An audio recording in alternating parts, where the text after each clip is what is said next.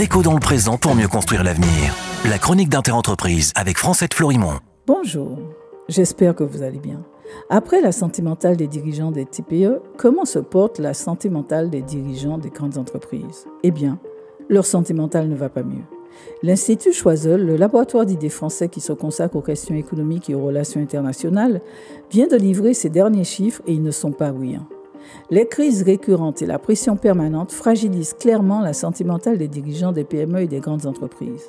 75% d'entre eux présentent en effet des symptômes de stress. 62% à cause de la surcharge de travail, 51% à cause de la gestion des ressources humaines et plus particulièrement les recrutements et les licenciements, 43% à cause de la pression financière. Ainsi, un dirigeant sur deux se déclare surmené en raison de la surcharge de responsabilité. Mais tout le monde se cache encore. 64% considèrent en effet la consultation d'un professionnel sur ce sujet comme un sujet tabou. Et 61% des dirigeants n'ont pris aucune mesure formelle pour soutenir leur santé mentale dans leur entreprise. Petit coin de ciel bleu dans cette grisaille, 46% des dirigeants jugent la flexibilité du travail, à savoir le télétravail et les horaires aménagés, comme très importantes pour équilibrer vie professionnelle et vie privée. Et pourtant, il est envisagé de les supprimer. Si les patrons sont dans cet état-là, imaginez l'effet sur les équipes.